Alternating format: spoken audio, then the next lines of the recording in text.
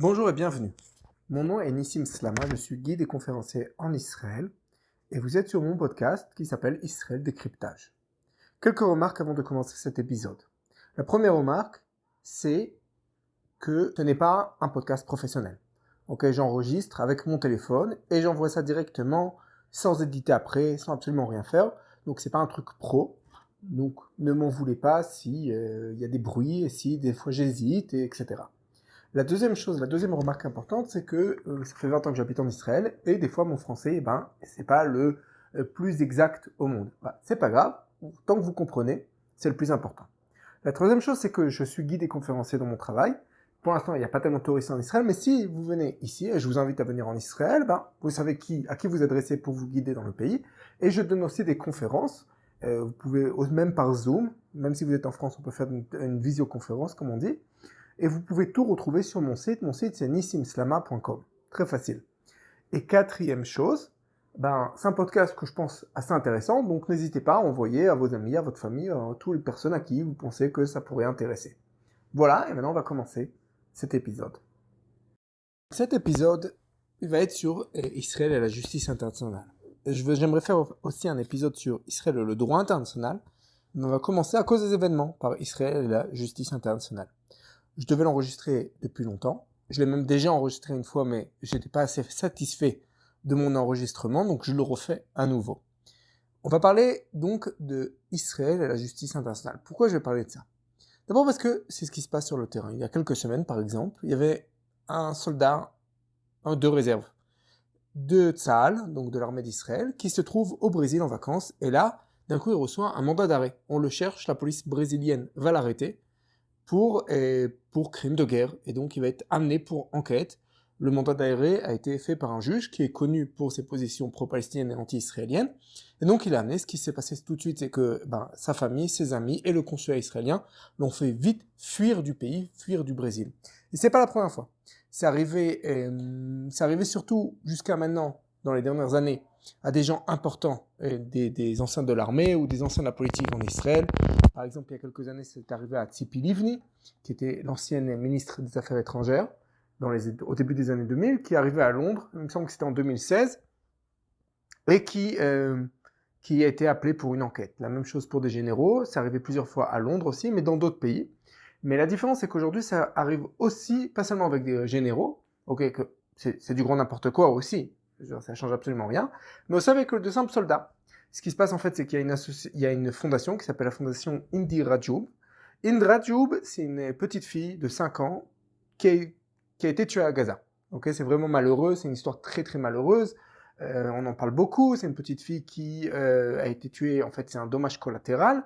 Une voiture qui est passée par l'endroit où il fallait pas, où c'était interdit de passer, toute la famille a été tuée, dont cette petite fille qui est restée pendant des heures au téléphone avant de mourir.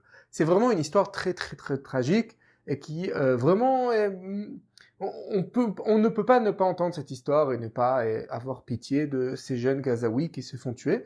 Et même moi, en tant qu'Israélien qui suit la guerre, qui suis soldat dans Gaza, qui est combattu dans Gaza, au bout du compte, c'est une histoire qui est très très triste. Mais dans tous les cas, donc il y a une fondation qui s'est faite en son nom-là par deux Arabes musulmans donc qui sont arrivés et qui habitent en Belgique, et deux qui sont très extrémistes. L'un d'entre eux, par exemple, a été combattant dans le Hezbollah, donc dans une organisation terroriste nazie, le Hezbollah. Donc on parle de Abu Djadja et Karim Hassoun, donc les deux, on parle de gens très extrémistes, très antisémites, anti-sionistes, tout ce que vous voulez. Donc ils ont fait cette fondation. Et le but, en fait, c'est qu'ils font un recoupage entre les soldats, ce qu'ils partagent sur Instagram et sur les réseaux sociaux. Et ensuite, s'ils se retrouvent à l'étranger, on leur envoie des coups de mandat d'arrêt et des enquêtes, etc., etc., etc. Donc c'est très simple, c'est un algorithme très très simple. Un soldat partage maintenant, il prend une photo à Gaza, et ensuite, il prend une photo qu'il est au Brésil en vacances, et on fait directement, il est au Brésil en vacances, on peut lui envoyer un mandat, on va l'arrêter, on va l'emmener pour une enquête, pour des crimes de guerre. Ok. Cette histoire, en fait, me permet de parler de comment ça se passe avec Israël, et les Israéliens sont accusés de crimes de guerre, et donc il y a on va dire un combat par la justice. Okay, une des manières dont les Palestiniens ou les pro-Palestiniens, les antisémites, les anti-israéliens, ça change absolument rien, les ennemis d'Israël vont combattre Israël, c'est sur le plan légal. Donc c'est une sorte de combat légal qu'on va faire devant les tribunaux des autres pays et devant les tribunaux internationaux. La raison qu'on va utiliser, ce dont on va accuser Israël, ça va être de manière générale des crimes très graves, des crimes contre l'humanité, des crimes qui font partie de ce qu'on appelle le droit international humanitaire. C'est tout ce qui, on parle des crimes de guerre, des crimes de génocide, apartheid, des crimes contre l'humanité et ce genre de choses. Ok, donc c'est très important en fait de comprendre plusieurs choses. C'est très important de comprendre d'abord de quoi on accuse Israël. Est-ce qu'Israël fait vraiment ce genre de choses-là? Et pourquoi on accuse Israël quels sont les outils pour accuser Israël? Et donc, c'est quoi ce droit international humanitaire dont on accuse Israël? La deuxième chose, c'est de comprendre les trois types d'attaques contre Israël, les trois fronts d'attaques légales contre Israël, d'attaques judiciaires contre Israël. Le premier front, c'est dans les tribunaux internes des différents pays. Le deuxième front, c'est au niveau de la Cour pénale internationale qui se trouve à La Haye. Il y a La Haye, c'est le troisième front, il y a une autre cour qui est la Cour internationale de justice, et que c'est un troisième front, et c'est une cour qui est différente. C'est deux tribunaux différents, deux cours différents entre la Cour pénale internationale et la Cour internationale de justice. Les noms sont très proches, ils sont au même endroit, mais on parle de choses différentes. Donc je vais essayer de faire les choses dans l'ordre, et de parler d'abord de quoi on accuse Israël, quels sont les différents crimes, et ensuite on va parler des différents niveaux où on l'accuse. Donc de quoi en fait on accuse Israël? On accuse d'enfreindre ce qu'on appelle le droit international humanitaire. Le droit international humanitaire en fait c'est qu'est-ce qu'on a le droit et qu'est-ce qu'on n'a pas le droit de faire de manière générale, hein, dans la guerre ou même dans la paix. Les choses qui sont contre les civils, qui sont des choses très dangereuses. Par exemple, on va parler de l'esclavage, on va parler d'apartheid, on va parler... Et dans le rotation de la guerre, on a aussi une manière de faire la guerre. Il y a différents types et il y a des choses qu'on n'a pas le droit de faire. Ok? Donc, en gros, j'ai un peu essayé d'expliquer c'est quoi les principes. Hein. Les principes du droit international humanitaire. On aurait pu appeler ça droit de la guerre, mais l'idée c'est que même quand c'est pas la guerre, on n'a pas le droit de faire ces choses-là. Donc c'est pour ça qu'on parle de droit international humanitaire qui est relatif à l'humain et que c'est des choses qui sont interdites de manière générale, qu'un pays ne peut pas se permettre d'enfreindre. Okay? Dès qu'il enfreint, il est directement au banc des nations, il est plus considéré comme un pays. C'est la raison, par exemple, pour laquelle Daesh, l'État islamique, n'a pas pu être considéré comme un État, même quand il s'est organisé, pas parce qu'il était islamique, ok, et pas seulement parce qu'il passait sur les frontières qui étaient reconnues de manière internationale et qu'il y a un problème de ce côté-là, mais même disons qu'aujourd'hui, l'État islamique aurait pris le pouvoir en Syrie ou en Irak de manière totale et se serait installé, comme les talibans en Afghanistan, à partir du moment où ils ne respectent pas les principes du droit international humanitaire, ils sont censés se mettre au banc de l'humanité. C'est ça l'idée. Donc quels sont les principes? Le premier principe, c'est la distinction entre civils et combattants. C'est deux choses différentes. C'est basé sur de la morale judéo et chrétienne, on va appeler ça. C'est le fait de dire il y a les combattants, il y a les civils. C'est deux choses différentes. Quelqu'un qui ne combat pas n'est pas censé se faire tuer, n'est pas censé se faire blesser. On doit essayer au maximum de le protéger. Encore une fois, je rajoute au maximum. C'est-à-dire qu'on ne doit pas l'attaquer de manière délibérée. C'est pas qu'on ne peut pas tuer de civils par dommage collatéral. C'est juste qu'on doit faire la distinction au maximum et que l'idée de base est de faire la distinction. Et à part ça, on doit aussi prendre des précautions. Précautions, c'est-à-dire même dans même moi, quand je combats, je dois prendre des précautions par rapport à cette distinction entre civils et combattants, entre non-combattants et combattants. C'est-à-dire, par exemple, que la loi humanitaire internationale m'obligera à combattre en uniforme, reconnaissable, et que j'ai certains droits, et qu'il y a des choses auxquelles j'ai pas le droit de faire en tant que combattant, et que j'ai pas le droit, par exemple, de tirer depuis un hôpital, ou de tirer depuis une école, ou de me cacher derrière des civils, parce qu'il y a un principe de précaution qui est de deux côtés. C'est-à-dire, de la même manière que moi, quand je combats, je dois faire attention pour minimiser les pertes civiles du côté ennemi, et de mon côté aussi, je dois essayer de minimiser les pertes civiles à moi, de mon côté. Donc ça veut dire par exemple que, un truc très simple, hein, aujourd'hui l'état-major d'Israël, l'état-major de l'armée israélienne se trouve dans Tel Aviv, Et au fur et à mesure, ce que va faire Israël, c'est qu'elle va déplacer ça dans des zones qui sont vides, qui ne sont pas avec une ville tout autour, parce qu'on doit au maximum se diviser, se séparer de la population civile, de manière que ça soit très clair que l'ennemi ne puisse pas toucher la population civile et prendre, c'est le principe de précaution. Ensuite, il y a une idée de proportionnalité. Proportionnalité, c'est pas le fait de dire que, voilà, on m'a tiré avec des roquettes, donc je tire avec des roquettes sur Gaza. C'est un ridicule, évidemment, ok? Comme Douglas Murray, au début de la guerre, disait, vous voulez la proportionnalité, donc ça veut dire que vous voulez qu'Israël rentre dans Gaza, et cherche un endroit où ils font la fête, et viole toutes les filles là-bas. Non, c'est ridicule, on parle pas de cette proportionnalité. La proportionnalité, c'est par rapport à la cible militaire visée. Quand je fais la guerre, on a dit, j'ai une distinction entre civil et militaire. Entre les cibles civiles, que j'ai pas le droit, a priori, et les cibles militaires que c'est le but de la guerre, ok? Je veux tuer le maximum de cibles militaires ou le neutraliser au maximum. Maintenant, par rapport à l'importance de la cible, j'ai le droit à un certain nombre de dommages collatéraux. Je vais donner 2 exemples extrêmes pour expliquer. D'un côté, exemple extrême, disons que j'ai, voilà, moi je suis Tzahal, ok? J'ai des avions qui passent au-dessus de Beyrouth et on reconnaît qu'il y a là-bas un combattant terroriste du Hezbollah qui se promène dans le marché à Beyrouth. La seule manière dont j'ai le tué, on va dire il n'y a pas de peur, il n'y a aucun moyen, la seule manière dont j'ai de le tuer, et c'est une cible tout à fait légale, tout à fait légitime, okay, mais la seule manière de le tuer ou de le neutraliser, c'est d'envoyer une bombe de 80 tonnes de bombes sur le marché de Beyrouth, faire 300 morts. Ok? Bah, on va pas le faire. Parce qu'il y a une disproportion totale entre la cible militaire et son importance et le nombre de dommages collatéraux. En passant, les dommages collatéraux, c'est pas seulement tuer et blesser des civils, c'est même abîmer des infrastructures civiles. Okay, on n'a pas le droit, juste comme ça, parce que j'ai envie, de casser des maisons ou de détruire des maisons. Si vous voyez par exemple les images de Gaza, vous voyez qu'on a détruit là-bas des quartiers entiers, des villes entières qui ont été détruites. C'est pour des raisons militaires. Il faut que j'ai une raison militaire. Je peux pas voir, cette maison ne me plaît pas, je l'enlève. Si j'enlève la maison, c'est parce qu'il y a une raison militaire, parce que je veux pas qu'un sniper puisse l'utiliser, je veux pas qu'un terroriste puisse l'utiliser. Dans ce cas-là, une raison militaire. Donc on parle des infrastructures civiles, on parle des civils au niveau blessure, au niveau tuer des civils. Tout ça, il faut que ça soit proportionnel. Donc pour tuer un combattant du Hezbollah, un terroriste du Hezbollah en plein Beyrouth, je peux pas faire en sorte de tuer, je sais pas moi, 500 bonhommes, 500 civils et des gosses, etc. parce que j'ai envie de le buter. C'est totalement proportionnel par rapport à son importance. D'un autre côté, quand Israël a voulu éliminer Nasrallah, le chef donc du Hezbollah, qui est une cible très très très importante, qui n'est pas plus importante que ça comme cible, c'est une cible militaire stratégique, qui n'est pas plus importante.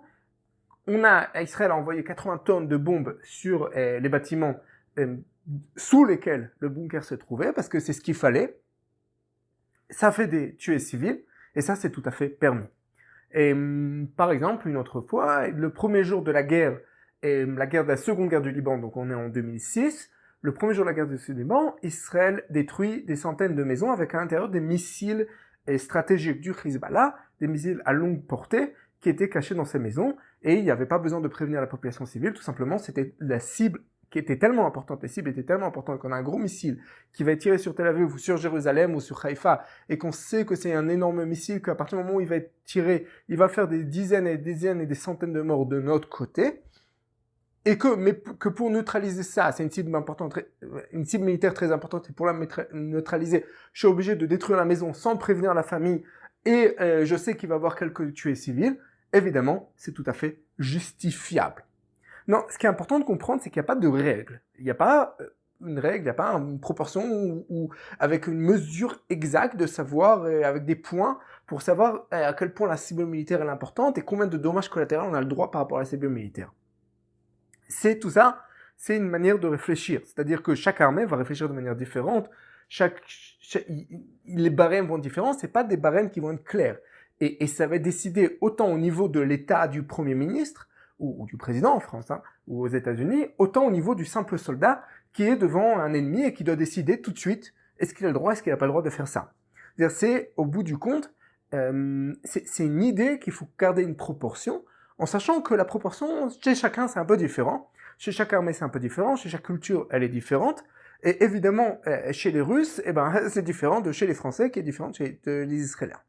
De manière générale, l'armée israélienne est celle qui va avoir, on va dire, le moins d'options et qui va essayer d'avoir le plus de proportionnalité entre la cible militaire au minimum de dommages collatéraux. Et Israël, souvent, va ne pas faire des attaques pour éviter des dommages collatéraux, alors que d'autres pays, comme par exemple la France ou les États-Unis ou même des pays occidentaux, oui, dans ce cas-là, ils auraient attaqué. Donc c'est pour ça qu'à chaque fois on dit Israël l'armée la plus morale du monde. C'est pas qu'elle est l'armée la plus morale du monde, c'est tout simplement que dans cette idée de proportionnalité par rapport à la cible visée, c'est celle qui se permet le moins de dommages collatéraux. C'est une notion très très importante. Okay. Maintenant, évidemment, on parle d'intention, c'est-à-dire que je sais a priori que je vais avoir tant et tant de dommages collatéraux par rapport à la cible visée, et je sais que si la cible visée est très importante, j'ai le droit à un certain nombre de dommages collatéraux au niveau des infrastructures civiles, ou même de tuer civils, que ce soit des enfants, des familles, etc. Par rapport, il faut que j'ai une proportion par rapport. Mais ça, tout ça, c'est a priori. A posteriori, disons que je pensais qu'il n'y avait pas de dommages collatéraux. Je pensais que ma cible était vide, qu'il n'y avait personne autour de lui. Ok? Je sais pas, moi, j'ai un général ennemi qui se trouve, et je suis sûr et certain, d'après tous les renseignements, qu'il est tout seul et qu'il va y avoir aucun dommage collatéraux.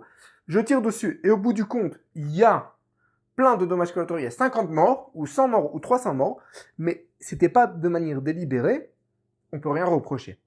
On reproche cette idée de proportionnalité, on peut reprocher de ne pas avoir de proportionnalité quand c'est a priori, que je sais a priori que je vais tuer des civils, et que je sais a priori que ce n'est pas proportionnel.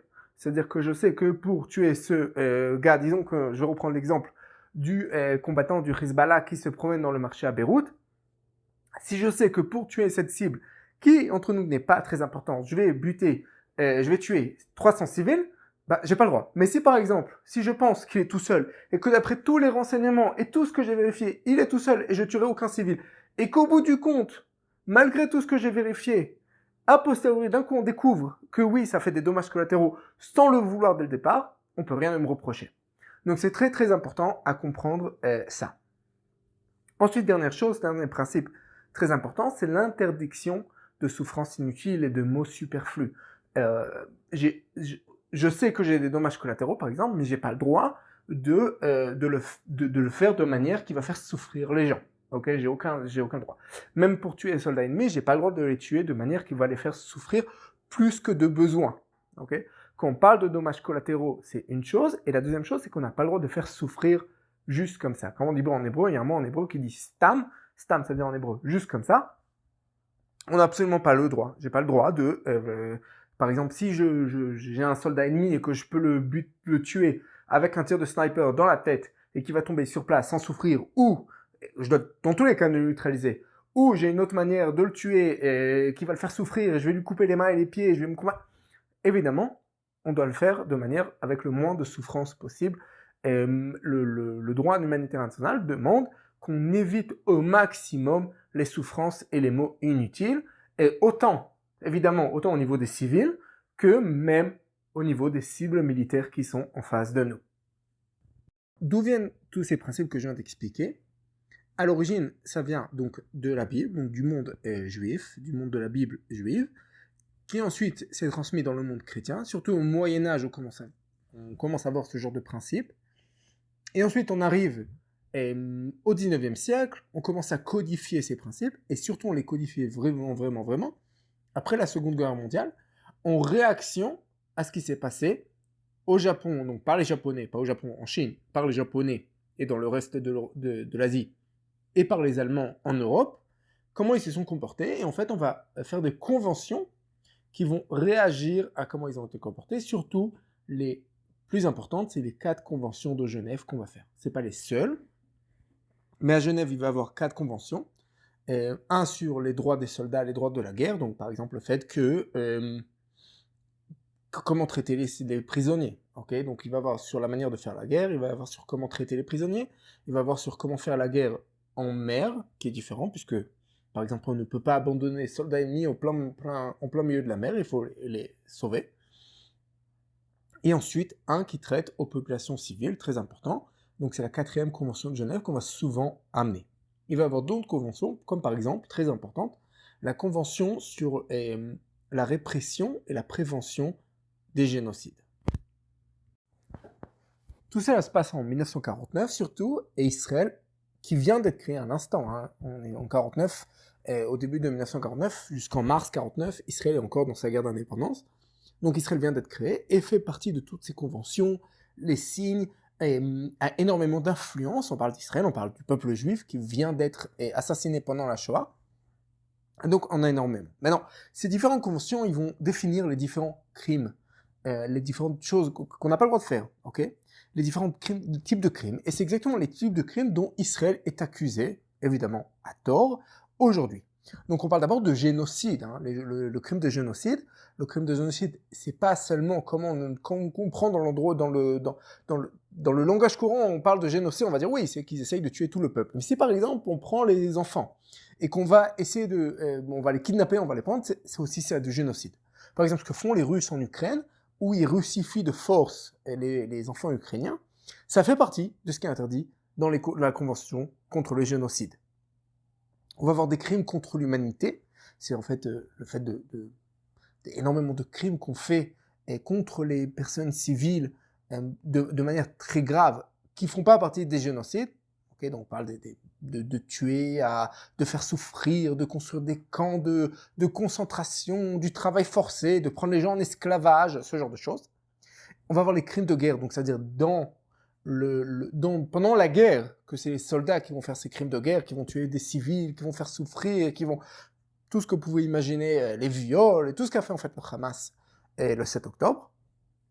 Et on va voir les crimes d'agression, qui est en fait un nouveau concept qui n'est pas de 1949, mais qui est du début des années 2000, qui est basé sur ce qui a été accepté dans le droit international depuis des années, pas par tout le monde, mais le fait qu'un pays ne peut pas attaquer un autre pays sans légitime défense, que la seule manière de faire la guerre, c'est si tu es en légitime défense, et donc celui qui n'est pas en légitime défense, c'est un agresseur. Et ça sera interdit. Donc l'agression, c'était pas quelque chose qui était codifié jusqu'au statut de Rome, qui a fondé la Cour pénale internationale, dont Israël ne fait pas partie et qui n'a pas juridiction sur Israël. Donc dans tous les cas, ces crimes d'agression, c'est quelque chose d'assez récent, mais c'est quand même important d'en parler, puisqu'on accuse aujourd'hui Israël de crimes d'agression. Ce qui est un peu bizarre, parce qu'au bout du compte, c'est pas nous qui avons attaqué, mais qu'est-ce qu'on peut y faire? Maintenant, est-ce qu'Israël fait tout ça? Évidemment, la réponse est non. Il n'y a pas de génocide. On ne fait aucune des choses qui est prévue dans la Convention contre les génocides. On kidnappe pas les enfants, on n'essaye pas de tuer les Gazaouis, on essaie au contraire de préserver la population civile. Donc on ne fait absolument rien qui est dans les crimes de génocide. La même chose, crimes contre l'humanitaire. Les crimes de guerre aussi ne sont pas faits de manière générale. Il peut y avoir ici ou là des bavures, comme dans quand vous avez 300 000 bonhommes qui se battent, il va toujours y avoir quelques imbéciles, mais ces gens-là, évidemment, ils sont attrapés et punis par les instances militaires. Et c'est pas, quand on parle de crimes de guerre, c'est veut dire qu'on parle de choses qui sont institutionnalisées. Évidemment, on n'a absolument pas ça. Or, d'où ça vient cette histoire qu'on attaque Israël à tir-larigot? Alors évidemment, on va dire que c'est base antisémitisme et qu'on voit très clair la différence entre comment on traite Israël par rapport aux autres pays, mais plus que ça. Il y a aussi une idée de juristes dans le monde qui deviennent de plus en plus déconnectés de la réalité du terrain. C'est-à-dire, au début, quand toutes ces conventions étaient faites, quand on parle de droit humanitaire, etc., on comprenait qu'il va y avoir une guerre et que tout ça, par exemple, après l'idée de proportionnalité. C'est-à-dire que oui, on prend en compte qu'il puisse y avoir des dommages collatéraux. On prend en compte. Mais à partir du moment où on commence à se déconnecter et qu'en fait on va arriver dans un pacifisme à outrance où rien ne justifie absolument aucun dommage collatéraux, et donc ça permet à n'importe quel terroriste de tout simplement se cacher derrière des civils, et on a fini l'histoire et on peut absolument rien faire parce que il se cache derrière des civils, il va avoir des dommages collatéraux même au niveau des infrastructures, et d'un coup on va commencer. Ensuite ça va rentrer je continue dans la même idée, il va y avoir une inflation de l'utilisation des termes. Par exemple, on va utiliser le terme génocide à tir-larigot. Quand je rappelle que devant la juridiction internationale, il me semble que c'est l'Irlande qui a demandé qu'on change la définition de génocide pour inclure ce que fait Israël. Donc en fait, tout va être génocide. Hein. On va parler de génocide de maison parce qu'Israël a détruit énormément de maisons et tout va devenir génocide. À partir du moment où on va utiliser ce terme à tir-larigot, à tout bout de champ, ce qui va se passer, c'est qu'on enlève l'importance de ce terme. Et quand il va y avoir un vrai génocide, on ne pourra pas dire il y a un génocide parce que les gens ils utiliseront tellement le génocide. Et donc, c'est aussi une inflation de l'utilisation de termes de manière totalement exagérée. Tout est génocide, tout est crime de guerre, tout est et au bout du compte, si tout est génocide, donc rien n'est génocide, et si chaque fois qu'un civil est tué ou blessé, alors ça veut dire que c'est un génocide, même quand c'est un dommage collatéral et que c'est pas de manière délibérée, il y a un vrai problème. Ensuite, il y a d'autres problèmes qui viennent d'Israël même. Et d'abord, on a un journal problématique en Israël, un quotidien qui est lu, qui est traduit en anglais, et qui est en fait le journal israélien le plus lu à l'étranger, et toute personne qui veut comprendre Israël va le lire, c'est le journal Haaretz, qui au niveau en Israël même est en fait un journal d'absolument d'extrême gauche, et je dirais même antisémite, j'ai aucun problème à le dire de manière très claire. Ce même journal aurait été un journal français ou américain, on l'aurait accusé très rapidement d'antisémitisme. C'est un journal qui va répéter énormément, qui va en fait propager ce qu'on appelle en anglais blood libel, c'est-à-dire des mensonges sur Israël, des mensonges sur Tsahal. Je vois très bien parce que je vis la réalité. J'étais dans des actions où le journal tout simplement rapportait des choses qui étaient fausses, inventait des histoires. On a un journal vraiment problématique et au bout du compte, il a énormément d'influence. Ensuite, il va y avoir des Israéliens, comme par exemple l'ancien chef d'état-major qui s'appelle Bougui Ya'alon, qui était même à un certain moment ministre de la Défense, et qu'il a changé, et il parle qu'Israël fait des crimes de guerre. Et donc, quand on a ce genre de choses, eh ben, ça va aussi être aussi utilisé. Je rappelle que, par exemple, Yitzhak Sadeh, donc un des fondateurs de Tzahal, de l'armée israélienne, à un certain moment dans sa vie, il était devenu communiste, antisioniste, à fond. Et donc, au bout du compte, on a vraiment un problème de tous ces gens-là qui, en disant du mal d'Israël, et comme c'était des gens importants, les gens vont croire parce qu'on va vous dire, voilà, même ton ancien chef d'état-major dit comme quoi on fait des crimes de guerre. Ça ne veut pas dire qu'il y a des crimes de guerre. On parle en fait de personnes qui ont été jetées de la politique, qui ont été jetées par la population israélienne de toute fonction, qui n'ont pas été élus, qui n'ont absolument aucun soutien dans la population israélienne, et donc à tout prix, ils cherchent à se faire entendre, et c'est la manière de se faire entendre et de se faire bien voir par l'étranger. On a aussi beaucoup d'Israéliens comme ça qui sont devenus pacifistes à fond et que toute attaque, toute défense, tout est dommage collatéral, tout civil qui est tué, ça veut dire qu'on n'a pas le droit de faire la guerre. On parle de visions qui prennent le judaïsme et qui le rendent pacifique. Et donc on a énormément de problèmes. Ensuite, il y a un autre problème, c'est qu'on va à chaque fois, on va accuser la réforme judiciaire en Israël. Il faudrait que je fasse un épisode sur ce qui se passe en Israël au niveau de la réforme judiciaire. En gros, ce qui se passe, c'est qu'en Israël, le pouvoir judiciaire a énormément d'impact, énormément de pouvoir, et qu'une grosse partie de la population comprend qu'il faut à tout prix réformer la justice en Israël, et que certains, comme moi, c'est mon opinion, c'est pas l'opinion de tout le monde, mais c'est la mienne, que la Cour suprême israélienne a tout simplement annulé la démocratie israélienne. C'est une cour qui n'est pas élue et qui a le dernier mot sur tout. Et donc, on veut à tout prix avoir une réforme pour changer les choses et pour que le peuple ait le dernier mot et non des juges non élus par le peuple, non élus de manière démocratique. Donc, ce qui va se passer, c'est que on va souvent accuser, surtout les gens qui soutiennent donc ce système de justice, vont attaquer les réformes voulues en disant voilà, si on attaque aujourd'hui Israël, c'est parce que vous allez vous faire des réformes et donc c'est-à-dire que la justice est attaquée, que on fait plus confiance à la justice. Le seul problème, c'est que les réformes ne sont pas passées, donc il y a aucune différence. Ces réformes ne sont pas passées du tout. Et la deuxième chose, c'est que franchement, les gens qui attaquent Israël, ils se fichent éperdument du système de justice israélien, qui pour l'instant, à ce niveau-là, au niveau de chercher les gens qui font des bêtises à la guerre et qui se comportent mal, fait son boulot très bien, même plus que bien, et va bien au-delà de ce qui est demandé.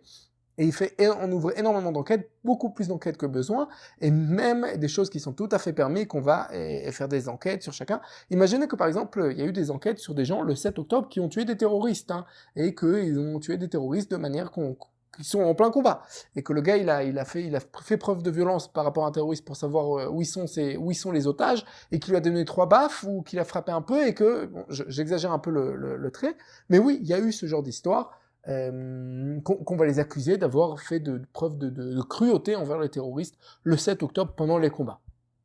Donc on a vraiment, c'est une critique qui est à mon opinion tout à fait ridicule. À partir de ce moment-là, c'est important de comprendre qu'est-ce qui se passe. Et donc, maintenant que j'ai expliqué de quoi on accuse Israël et quels sont ces crimes-là et qu'est-ce qu'on a le droit et qu'est-ce qu'on n'a pas le droit de faire, c'est important de comprendre les 3 fronts sur lesquels Israël se trouve. Donc le premier front, comme j'ai expliqué, c'est ce que fait cette organisation Indar Radioub, qui va devant toutes les cours locales et qui va accuser les soldats israéliens. De quoi on parle en fait? On ne parle pas de justice internationale. On parle de justice locale. Énormément de pays, et on peut dire peut-être de manière morale, on pourrait dire même à juste titre, c'est quelque chose qu'on peut absolument comprendre, ont décidé d'avoir des juridictions universelles quand on parle de crimes de guerre. C'est-à-dire maintenant que, disons que le gars, c'est un soldat congolais, ok, qui a fait des crimes de guerre épouvantables pendant la guerre là-bas au Congo. Okay. Mais c'est un gars qui arrive en France. Et en tant que touriste. Il vient visiter la France en tant que touriste. Et ben dans ce cas-là, la France va dire, écoute, t'as tué des gens qui sont pas français, toi t'es pas français, mais comme t'es ici en France, on va quand même t'arrêter et te poursuivre pour les crimes que tu as commis, parce qu'au bout du compte, ces crimes sont tellement impensables, tellement insoutenables, qu'on veut avoir une juridiction de manière internationale. Ok. Alors, dans chaque pays, c'est des lois différentes. Il y a des pays où on dit on va juger tout. Il y a des pays où on dit on juge absolument rien. Pour pouvoir juger, il faut que ça soit passé sur notre territoire. Il y a des pays qui vont dire on peut juger si les personnes qui ont fait les crimes sont nos ressortissants ou si les victimes sont nos ressortissants, etc., etc., etc. Donc c'est par exemple, c'est un problème. Moi, j'ai la citoyenneté française, je suis né en France, j'ai la citoyenneté française jusqu'à aujourd'hui.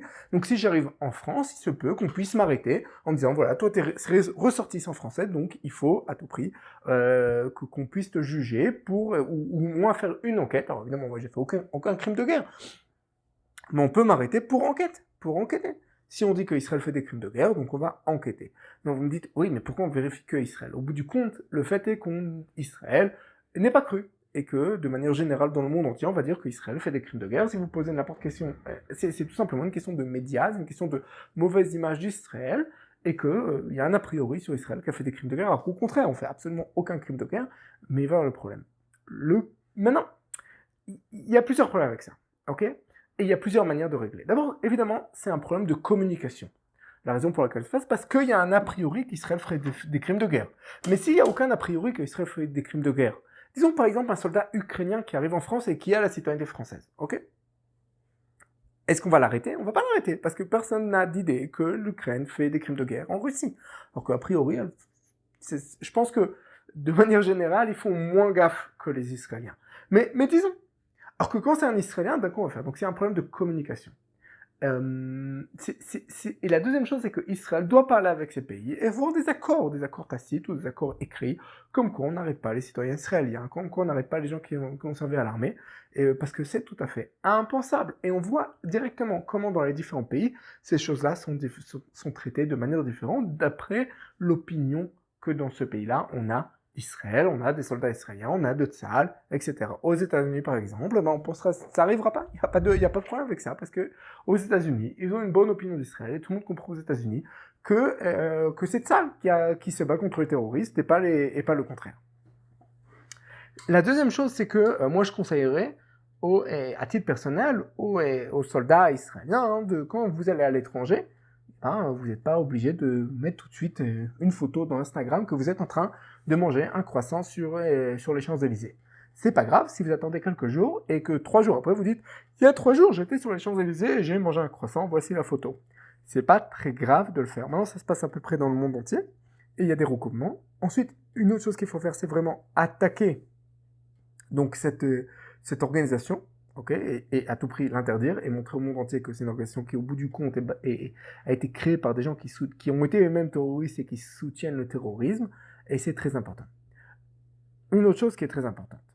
Comme j'ai dit qu'au bout du compte, il y a un a priori sur Israël, donc il y a un a priori aussi sur le système de justice israélien. C'est sans rapport avec les réformes à l'étranger, personne ne sait si en Israël on fait des réformes ou on ne fait pas des réformes, tout le monde se fiche totalement de cette histoire. Mais au bout du compte, dans toutes ces juridictions ne fonctionnent que par principe de complémentarité. C'est-à-dire qu'ils sont complémentaires à ce qui se passe au niveau local. Okay. La raison pour laquelle les soldats ukrainiens, ou les soldats américains par exemple, qui étaient en Irak, ne sont pas amenés dans des enquêtes quand ils viennent en France en vacances, je donne l'exemple de la France, mais ça peut être au Brésil, okay, ou en Espagne, ou en Angleterre, c'est parce qu'on comprend que aux États-Unis, il y a un système de justice, et que si un soldat fait une bavure, il sera attaqué en justice, on l'attrapera et on le punira et que tout est clair. Mais on ne fait pas confiance à Israël. Donc de la même manière qu'on a a priori contre Israël qu'Israël ferait des crimes de guerre, eh ben on va pas faire confiance à Israël par rapport au fait que et on va poursuivre. Ce qui est tout à fait faux, parce que, un, Israël ne fait pas des crimes de guerre, et deux, quand il y a des bavures, oui, il y a des poursuites, et oui, le système de justice fonctionne, comme j'ai déjà expliqué. Mais c'est très important de comprendre qu'à partir du moment où ça vient tout ça d'un fond de problème, on peut aller dire que c'est l'antisémitisme, on peut dire que c'est un problème de communication d'Israël, ça change absolument rien, mais qu'on fait absolument pas confiance à Israël. De la même manière, quelqu'un qui va dire qu'Israël fait des crimes de guerre, Israël n'a aucun moyen de prouver que c'est faux. Parce qu'au bout du compte, nous, on a toutes les preuves que c'est faux, ok? Je rentre dans une école. Disons que j'ai attaqué une école, ok? J'ai envoyé des bombes sur une école, et on a bombardé une école. Pourquoi on a bombardé cette école? Parce qu'il y avait des renseignements, qu'à l'intérieur, il y avait des tirs, il y avait des bombes, il y avait une cache d'armes, il y avait des terroristes. Non, je rentre à l'intérieur, je prends en photo, je suis le premier, j'arrive, je prends en photo, et je montre, et voici, dans l'hôpital, sous les chaises des patients, sous les lits des patients, on voit des obus de mortier, on voit des bombes, on voit des explosifs, et il y a voilà des terroristes, et voilà le terroriste qui... Ça change absolument rien, on ne croit pas. Quelqu'un qui croit qu'Israël fait des crimes de guerre ou du génocide ne va absolument pas croire à ce quand Israël va montrer les preuves, parce qu'au bout du compte, on va dire, bah c'est toi qui m'amènes les preuves, donc tu les as fabriquées. En fait, ce que tu fais, c'est que tu caches les choses, tu fabriques, tu fais des fausses... Donc, c'est faux, donc il y a absolument... Israël n'a aucun moyen de se défendre, parce que c'est pas un problème de rationalité, c'est un problème d'a priori contre Israël, de détestation d'Israël, et quelqu'un qui accuse Israël, par rapport à tous les pays du monde, hein, qui accuse que Israël de faire des crimes de guerre, ou de faire du génocide, quand ça correspond absolument pas à tout ce qu'on pourrait imaginer, qu'il n'y a aucune raison, qu'il n'y a pas la moindre le début de preuve, et ben toutes les preuves qu'on va amener pour montrer que de l'autre côté, c'est en fait les autres qui font des crimes de guerre, et donc ça nous permet d'attaquer les hôpitaux, par exemple, qui ne sont pas protégés, ou les mosquées qui ne sont pas protégées à partir du moment où ils sont utilisés par les terroristes, eh ben, on a un problème parce que ça veut dire qu'on ne croit pas absolument Israël et qu'on ne fait pas confiance et ça vient exactement du même endroit que les gens qui disent que quoi le 7 octobre ne s'est pas vraiment passé, que tout ça c'est une fausse, une opération false flag, une fausse opération, que c'est Israël elle-même qui a tué ses propres civils. Ok, donc, au bout du compte, c'est un problème comme je dirais, c'est un problème d'antisémitisme d'un côté et de communication de l'autre. Ok, toujours il y aura des antisémitismes. Israël pourrait améliorer sa communication. Donc, on a ce premier front auquel on pourrait faire face, c'est les justices locales. Donc, dans chaque pays, ça va être différent. Et il faut en fait, dans chaque pays, que le consulat sache comment ça marche, il faut attaquer donc cette organisation Indira Joub et d'autres organisations qui rentrent. Le deuxième front, okay, c'est le front de la Cour pénale internationale. Okay, alors, qu'est-ce que c'est la Cour pénale internationale? Vous savez quoi? Je ne vais pas faire la Cour pénale internationale, je vais parler d'abord de la Cour internationale de justice, qui est un peu différente. Donc, la Cour internationale de justice, qui est à La Haye, elle a été fondée par l'article 92 de la Charte de l'ONU. Okay. En fait, c'est la continuation de ce qu'on appelle la Cour permanente de justice qui existait avant la Seconde Guerre mondiale. C'est une cour qui est politique, qui était fondée par l'ONU, c'est dans la Charte de l'ONU, en fait, il y a le reste de la Charte de l'ONU, c'est les règles de la Cour internationale de justice, c'est une Cour internationale très importante, qui a été fondée en même temps que l'ONU, et à l'intérieur, on parle de 15 juges qui sont élus au double scrutin, par l'Assemblée générale de l'ONU, donc par tous les pays, et par le Conseil de sécurité de l'ONU. Okay, donc les 15 qui sont dans le Conseil de sécurité avec ceux qui ont leur veto.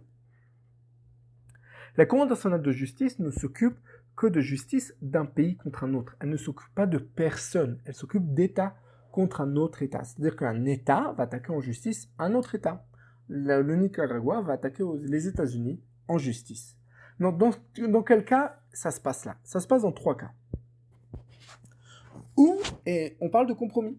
2 États ont un problème entre eux, ils n'arrivent pas à le régler, et au lieu de se prendre la tête, ils se disent, et ils sont tous les deux d'accord, ils disent, ok, on va aller, on fait un compromis, on fait un saisine de compromis, on va aller devant la Cour internationale de justice, avec un juge, on leur fait confiance, chacun rajoute son propre juge, donc il va y avoir 17 juges en tout, et voilà, on va faire ça entre nous, c'est une manière de régler les différends entre les pays qui le veulent.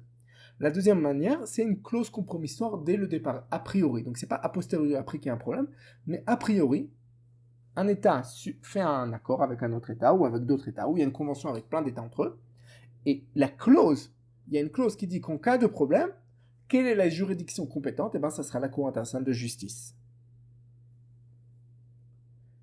C'est par exemple ce qui se passe avec aujourd'hui l'affaire entre l'Afrique du Sud et Israël sur cette histoire de génocide. Okay, pourquoi ? Parce que dans la Convention pour la prévention du génocide, il y a l'article numéro 9 qui dit comme quoi que si il y a un État qu'on suspecte de faire du génocide, et bien un autre État peut l'attaquer devant la Cour internationale de justice. C'est la Cour internationale de justice qui est compétente pour décider si on fait vraiment un génocide et qu'est-ce qu'il faut faire, quelles sont les réactions, etc.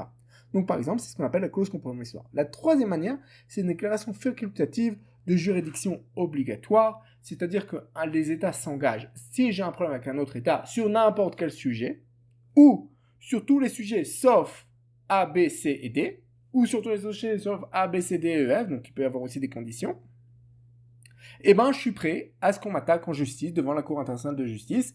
C'est la Cour compétente de manière générale universelle, ou de manière générale avec des exceptions, ça change absolument rien. On peut a priori décider qu'on peut nous attaquer même s'il n'y a pas de clause compromissoire et même si c'est pas qu'on ne s'est pas arrangé entre nous, que c'est pas un compromis après coup. Ok.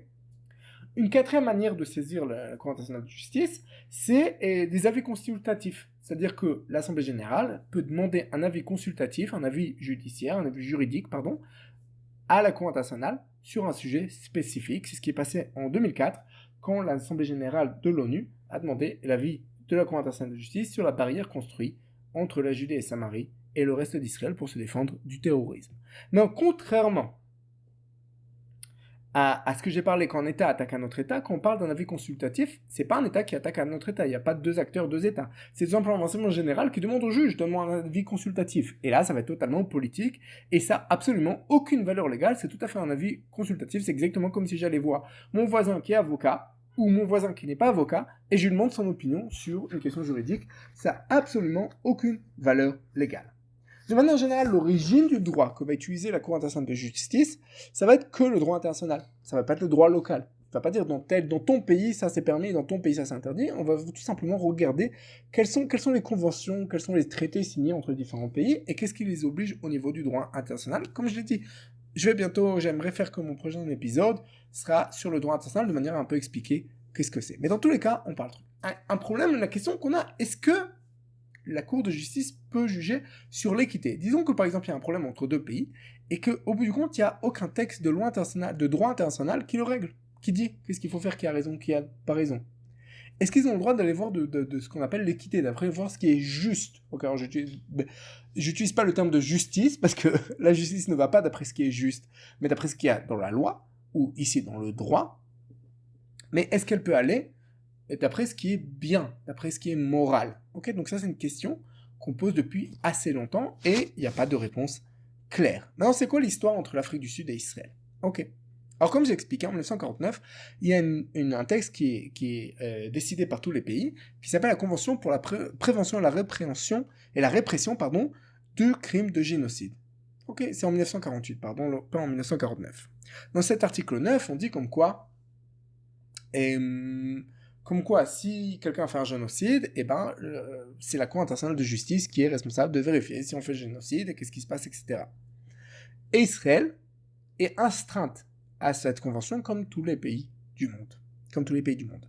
Donc le 29 décembre 2023, on est un mois, à peu près 2 mois après le 7 octobre, l'Afrique du Sud attaque Israël en justice, devant la Cour internationale de justice, en disant voilà, Israël fait un génocide à Gaza, avec la continuation de son apartheid de 75 ans, et donc il faut à tout prix que la Cour internationale de justice, d'après l'article 9 de la Convention, arrête Israël. Et on demande des mesures provisoires, et on demande en fait à la Cour internationale de justice d'arrêter la guerre et de dire à Israël, t'es obligé de faire un génocide, donc maintenant t'es obligé de faire un cessez-le-feu et d'arrêter la guerre tout de suite. Au bout du compte, ce que va faire, c'est que la Cour de justice, elle va donc composer de ces 15 juges. En passant, le président de la Cour de justice, c'est un Libanais qui est aujourd'hui ou hier devenu le nouveau Premier ministre du Liban. Donc pas un pro-israélien, on va dire. Et au bout du compte, ce que va faire, c'est que le 26 janvier 2024, donc à peu près un mois plus tard, elle prend des mesures provisoires en disant, voilà, d'abord, il est plausible qu'Israël fasse un génocide. On ne dit pas qu'Israël fait un génocide, mais on ne dit pas qu'Israël ne fait pas de génocide, on dit que c'est plausible. Et donc, on va demander à Israël, de s'abstenir de génocide, ce qui est assez rigolo comme mesure provisoire, ok. De deux, d'arrêter l'incitation à l'intérieur d'Israël contre pour un génocide, en fait. Donc, c'est-à-dire que si en Israël, il y a des gens qui disent « il faut tuer tous les Arabes », eh ben, faut que Israël les arrête et s'occupe de ça. 3, on va demander à Israël de faire rentrer de l'aide humanitaire à l'intérieur de Gaza. 4, de ne pas détruire les preuves s'il y a génocide. C'est-à-dire, si tu fais un génocide, ne détruis pas les preuves, ce qui est aussi assez rigolo comme mesure provisoire. Et 5e chose, on demande à Israël tous les mois de faire un rapport sur la situation humanitaire à Gaza. La seule qui vote contre tout ça, c'est Julia Sebutind, qui est la représentante, la juge qui représente l'Ouganda. Au contraire, le juge israélien, c'est Aaron Barak, l'ancien chef de la Cour suprême, et celui dont j'ai parlé tout à l'heure de la Cour suprême et du problème, etc., qui est à mon opinion un vrai problème en Israël. Et c'est lui qui a fait tout ça et qui a commencé à annuler les lois en Israël par la Cour suprême et ce genre de choses-là. Donc c'est quelqu'un qui est, on va dire, c'est pas quelqu'un de consensuel en Israël, est envoyé donc à la Cour de justice internationale et décide de voter avec les autres pour une grosse partie de ces mesures provisoires. Donc c'est quoi le problème ?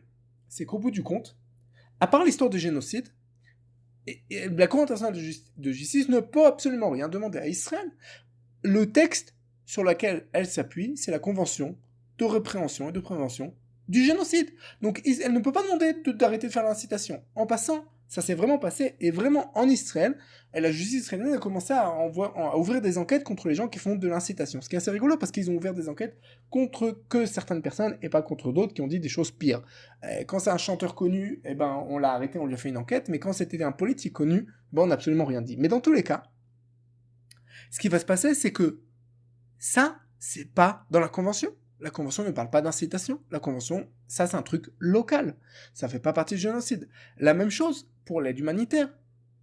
La Convention parle de génocide. Elle parle pas d'aide humanitaire. De la même chose pour rapport tous les mois. C'est quoi un rapport tous les mois ? Depuis quand on doit donner un rapport ? C'est sur l'aide humanitaire et sur la... Non. La Cour doit décider. Tu fais un génocide ou tu fais pas un génocide ? Si tu fais pas de génocide, il n'y a rien. Si tu fais un génocide, t'arrêtes la guerre, c'est tout. Et au bout du compte, évidemment, il n'y a aucune preuve qu'on fait un génocide, puisqu'on n'a fait absolument aucun génocide, c'est tout à fait ridicule. Et on continue. Le 28 mars, on rentre et il y a une nouvelle mesure provisoire qui dit comme quoi Israël doit faire entrer de l'aide humanitaire sans entrave. Ok, maintenant, c'est très important. L'histoire de l'aide humanitaire, en fait, c'est... tout à l'heure, je parlais des juristes qui sont déconnectés de la réalité. Il faut bien comprendre, au niveau du terrain, ce qui a permis de ramener à peu près 100 otages, les 100 premiers otages qui nous sont rentrés très rapidement après 2-3 semaines, et après on a dû attendre pratiquement 1 an et demi, et maintenant peut-être on va avoir un nouveau deal, et ils sont rentrés parce qu'au début de la guerre, on a fermé aucune aide humanitaire ne rentrait. Et ils ont été libérés contre l'entrée de l'aide humanitaire dans Gaza. L'aide humanitaire, c'est ce qui permet au Hamas de survivre. Ce qui se passe, c'est que l'aide humanitaire rentre à Gaza, le Hamas le récupère et le vend au Gazaoui, et c'est comme ça qu'il a le pouvoir sur le Gazaoui, c'est comme ça qu'il recrute des hommes, et c'est comme ça qu'il arrive à continuer le combat. L'aide humanitaire prolonge la guerre, prolonge les souffrances des civils. Et quand la Cour de justice internationale demande à Israël de ne pas entraver du tout l'aide humanitaire, elle fait 2 choses. 1, elle se mêle de ce qui la regarde pas parce qu'elle a aucune juridiction sur ça, et de 2, elle prend une décision qui prolonge la guerre et qui prolonge les souffrances des civils, en passant, civils gazaouis. Ensuite, le 24 mai, elle demande tout simplement d'arrêter l'offensive de Rafah. Alors évidemment, et tant mieux, Israël n'a absolument pas écouté parce que il n'y a absolument pas de juridiction sur la Cour internationale de justice. Donc qui attaque Israël? Donc on a parlé de l'Afrique du Sud. En passant, l'Afrique du Sud, donc le parti au pouvoir qui n'avait un vrai problème, et qui a priori a été payé par l'Iran pour faire cette attaque. On parle de l'Afrique du Sud qui est un des pays les plus antisémites au monde. Donc par rapport à la Cour de justice internationale, ce que doit faire Israël, c'est tout simplement montrer qu'il n'y a pas de génocide, et c'est tout. Et ne rien faire d'autre que ce que la Cour internationale de justice a besoin, et la Cour internationale de justice n'a absolument aucune juridiction sur nous, plus que cela. À partir du moment où il n'y a pas de génocide, c'est tout. Elle peut absolument rien demander, et donc on n'a pas du tout à attaquer. La seule manière d'attaquer aussi, c'est de voir tous les pays qui sont alliés avec l'Afrique du Sud, comme l'Irlande ou d'autres pays, et qui nous attaquent, et tout simplement, c'est un problème de communication, encore une fois, dans ces pays-là. C'est un problème qu'il faut faire marcher l'opinion publique et faire une bien meilleure communication. C'est basé aussi sur énormément d'antisémitisme parce qu'il n'y a que Israël qui est mis au banc comme ça. Et au bout du compte, ce qui va se passer, c'est qu'Israël dit si tu m'accuses de génocide, quand je fais absolument aucun génocide, et que dès que je bouge le petit doigt pour me défendre, et ben on m'accuse de tous les maux, c'est-à-dire qu'au bout du compte, je m'en fiche totalement de ce qu'on dit, et je fais ce que je dois faire, tout en respectant le droit international, pas parce que j'ai peur des cours de justice, mais parce que c'est ce qu'il faut faire et ce qui est important de faire.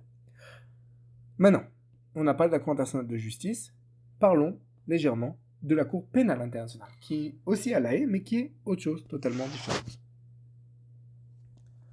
Donc, de quoi on parle? Ok. D'abord, l'idée, c'est de base. Après qu'il y ait eu plusieurs guerres, au Rwanda, en Yougoslavie, à chaque fois, on a dû faire de nouveaux tribunaux pour punir les gens qui ont fait des crimes de guerre, des crimes contre l'humanité, des génocides, ce genre de choses-là. Et au bout du compte, l'idée, c'était de faire une Cour permanente pénale internationale qui pourra juger tout ce genre de crimes et qui va juger donc les crimes de génocide, les crimes de guerre, les crimes contre l'humanité, et on va rajouter les crimes d'agression. En fait, on va juger les chefs d'État, les gens très importants d'un pays qui attaquent un autre pays sans raison de légitime défense. Pas parce que c'est la légitime défense, mais juste, par exemple, l'Irak va envahir le Koweït parce qu'il a besoin du Koweït ou ce genre de choses. Ok. Donc, l'idée, à l'origine, elle n'est pas mauvaise. Il y a une idée, il faut à tout prix qu'il y ait une Cour pénale internationale, et au bout du compte, elle fait son boulot. Okay, on a vu les gens de Serbie, on a vu Poutine aujourd'hui aussi un mandat d'arrêt contre lui, à juste titre. À juste titre. Comment ça fonctionne cette idée? D'abord, c'était fait par ce qu'on appelle le statut de Rome. Le statut de Rome, il fait deux choses, ou trois même. D'abord, il organise la justice. Il explique comment cette Cour pénale internationale va fonctionner, qui vont être les juges, qui vont être la greffe, qui vont être le procureur, comment ça va fonctionner, qui va voter pour, quels sont les États membres, quels sont les droits des États membres, ce genre de choses. Et la deuxième chose, c'est qu'elle va le définir. Elle a besoin de définir qu'est-ce qu'on va poursuivre, quels sont les crimes poursuivis dans la Cour pénale internationale. Par exemple, et c'est la raison pour laquelle Israël ne fait pas partie du statut de Rome, malgré qu'au départ, on était dans les pays qui ont commencé à parler de cette Cour permanente et on aurait dû y être. Quand on parle par exemple des implantations juives en Judée-Samarie ou des colonies israéliennes en Cisjordanie, ça change absolument rien comme on appelle ça. Un des arguments qui vont être utilisés par les gens qui disent que c'est interdit, ils vont utiliser l'article 49 de la 4e Convention de Genève qui interdit de déporter et de transférer une partie de sa population dans le territoire d'un autre pays. Le problème, c'est que cet article 49, ça fonctionne pas sur la Judée-Samarie, parce que la Judée-Samarie, c'était pas un autre pays, c'était prévu pour faire partie d'Israël d'après le droit international, et peut-être j'en reparlerai dans un autre épisode. Et au bout du compte, ça n'a aucune juridiction. Qu'est-ce qu'ils ont fait? Ils ont pris, par exemple, dans le statut de Rome, on a pris cet article 49 et on l'a changé de manière à ce que, même de manière volontaire, ça rentre, et donc à inclure aussi les implantations juives en Judée-Samarie ou les colonies israéliennes en Cisjordanie, ça change absolument rien comme on appelle. Donc à partir de ce moment-là, Israël ne peut pas faire partie de la Cour de justice puisque ça a été fait inclus de manière claire. Ce qui se passe donc au bout du compte, donc le statut de Rome est voté en 98, ok, et on doit attendre qu'il y ait plus que 60 États qui signent le papier pour que la Cour de justice commence, et ça se passe qu'en 2003, et ça ouvre qu'en 2004, et on commence à juger les gens à partir de 2004, il me semble, début 2004. Ou début 2003, c'est pas très important. Donc, au bout du compte, d'après le statut de Rome, quand cette justice se met en branle, d'abord quand les crimes donc, se passent sur le territoire d'un État membre. La deuxième possibilité, c'est par un ressortissant d'un État membre. Donc si un Français fait un crime, même si c'est dans un pays qui n'est pas État membre, on peut l'attaquer devant la Cour pénale internationale. Si ça se passe en France qui est État membre, même si c'est pas un ressortissant d'un pays qui est État membre, enfin, j'espère avoir été clair. Ensuite, une troisième manière, c'est le Conseil de sécurité qui envoie des gens devant la Cour pénale internationale. Dans l'ONU, il n'y a pas ce genre... Dans la charte de l'ONU, elle n'existe pas, la Cour pénale internationale. Mais la Cour pénale internationale dit, si l'ONU m'envoie quelqu'un, ou si le Conseil de sécurité de l'ONU m'envoie quelqu'un pour être jugé, je peux le juger, même s'il n'est pas ressortissant d'un pays, même si ce n'est pas passé sur le territoire d'un pays membre. Et ensuite, quatrième chose très importante, on revient au principe de complémentarité. C'est-à-dire que si la justice ne s'est pas faite au niveau local, dans le pays duquel le gars qui a